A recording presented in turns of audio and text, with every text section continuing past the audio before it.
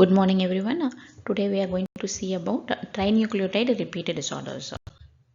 So the most common trinucleotide repeat disorder is the Huntington's disease. These are all just facts. The one thing you should know is it is caused due to the expansion of CAG repeat sequence.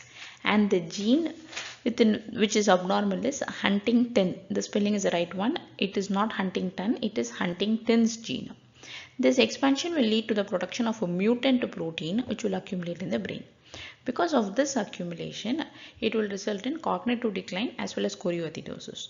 Usually, the symptoms will start at around 40s to 50s. But in Huntington's disease and generally in the trinucleotide repeat sequence, anticipation is a phenomenon which happens, which means there is expansion of the trinucleotide repeat length with each generation. So with each generation, since there is an expansion, since the repeat sequences are increasing more and more, it will result in a more severe form of the disease which is happening at a much earlier age than the previous generation. Say for example, if the father has got the disease at around 50s, then the child will having the disease at 40s and the grandchild will have the disease at 30s. So that phenomenon is known as anticipation. This has an autosomal inheritance and the defect is present in the chromosome number 4. The second trinucleotide repeat is Fredreichs ataxia.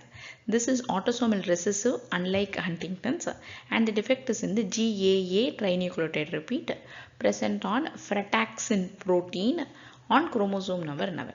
So these are the 4 important points which one must know thoroughly. Autosomal recessive, expansion of GAA in the frataxin protein on chromosome number 9. So what is this abnormal? What are the clinical features seen in Fredreichs ataxia? As the name says, the patient has ataxia and along with it there is also kyphoscoliosis, cardiomyopathy, pes cavus which is high arched feet and hammer toes and early onset type 2 diabetes mellitus. The third trinucleotide repeat disorder is a Fragile X syndrome. Fragile X syndrome, as the name says, it is an X-linked disorder. It is an X-linked dominant disorder, which is caused by the character of expansion of CGG trinucleotide repeat in FMR1 gene. So what one should know is its distinctive clinical features. Like they will have a mental retardation.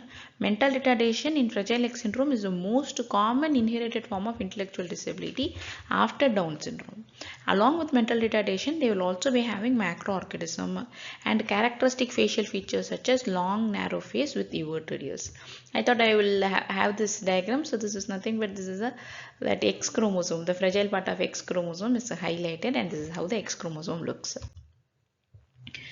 Finally, we have our myotonic dystrophy. Here it is an autosomal disorder similar to our Huntington's disease and this is due to a repeat CTG repeat sequence on chromosome number 19. This is quite easy. The clinical features are quite easy where because of the defective myotonic dystrophy protein, we will be having clinical features such as they will be having a difficulty in letting go because of the myotonia. Say for example, if they have letting go of the doorknob or letting go of the golf club or even letting go of the handshake, this is how they present with the myotonic dystrophy. With this, we have covered the most important concepts of trinucleotide. Thank you for listening all this while.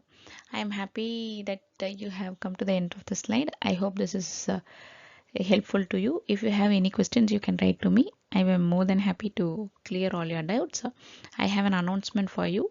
I am starting my mentoring lessons for medical graduates and USMLE aspirants. If you like my videos and if you like the way I teach, you can sign up for my mentoring class. I can't wait to see you succeed. Thank you. Have a good day.